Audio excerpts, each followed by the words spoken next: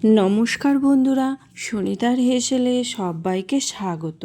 আজকে আমি আপনাদের সাথে শেয়ার করছি রোজকারের সকালের জলখাবারে বা রাতের ডিনারে রুটি দিয়ে খাওয়ার জন্য সম্পূর্ণ নিরামিষ একটি রেসিপি।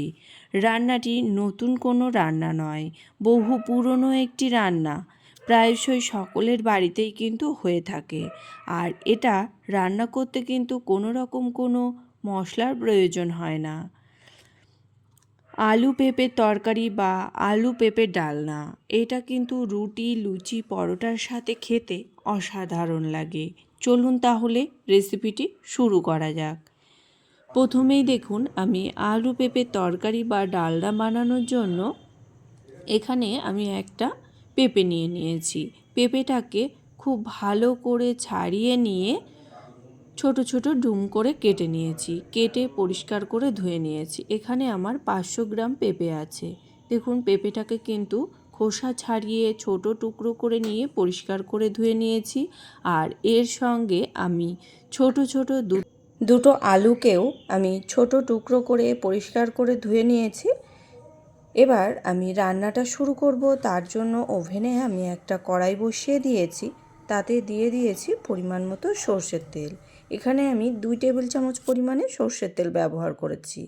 আর এই রান্নাতে কিন্তু তেল খুবই কম লাগে, আর মশলা কিন্তু লাগেই না। এখানে দিয়ে দিয়েছি একটা শুকনো লঙ্কা, আর দিয়েছি সামান্য একটু কালো জিরে ফোড়ন আর একটা তেজপাতা। খুব ভালো করে ফোড়নটাকে ভাজা হয়ে গেলে এর মধ্যে প্রথমেই কেটে রাখা পেঁপেটাকে দিয়ে দিয়েছি। এবার দিয়ে দেব আলুগুলো। এবার আলু আর পেঁপেটাকে কিন্তু খুব ভালো করে প্রথমে একটু তেলের মধ্যে নাড়াচাড়া করে নেব। এটা প্রায় মিনিট 2 সময় ধরেই আমি তেলের মধ্যে আলু আর পেঁপেটাকে একটু নাড়াচাড়া করে নেব।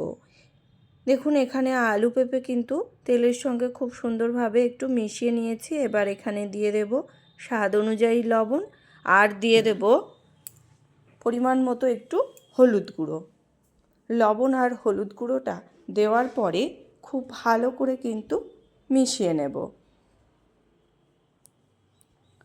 লবণ আর হলুদ গুঁড়ো দিয়ে খুব ভালো করে পেঁপেটাকে কিন্তু একটু কষিয়ে নিতে হবে।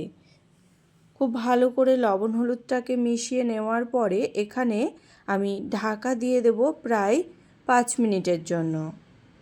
আর এই সময় গ্যাসের আঁচটাকে মিডিয়াম করে রেখেই আমি ঢাকা দিয়ে রেখে দেব। ফিরে এলাম দেখুন 5 মিনিট পর। এবার আবারও একটু নাড়াচাড়া করে নেব।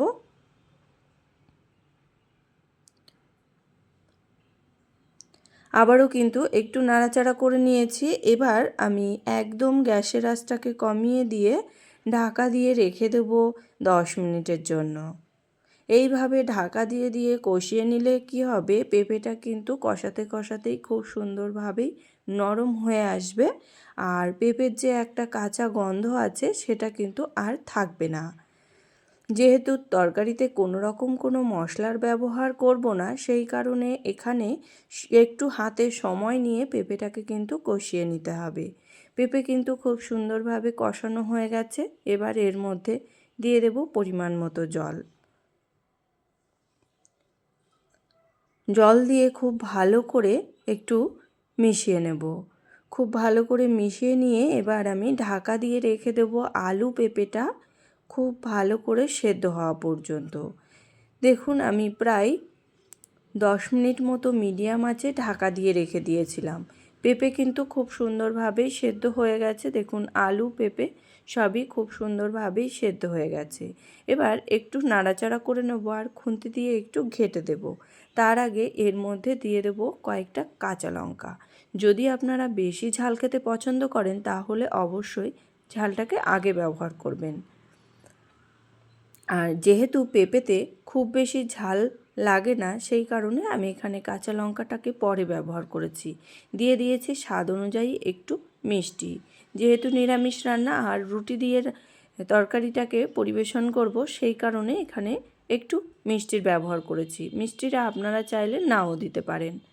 খুব ভালো করে চিনিটা দেওয়ার পরে একটু মিশিয়ে নিয়েছি। এখানে আমি 1 চামচের মতো চালের গুঁড়োকে খুব ভালো করে এই 2 চামচ জলের সঙ্গে একটু গুলে নিয়েছি, নিয়ে আমি তরকারির মধ্যে দিয়ে দিয়েছি।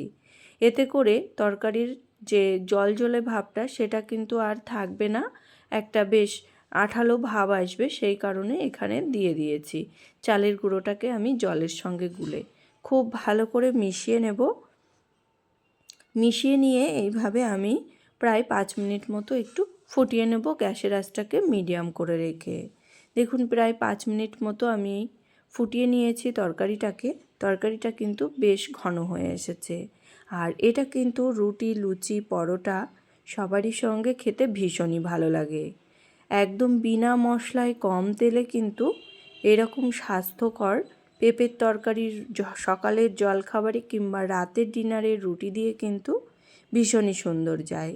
আমার এই পেঁপের তরকারির রেসিপি আপনাদের কেমন লাগলো অবশ্যই কিন্তু কমেন্ট করে জানাবেন।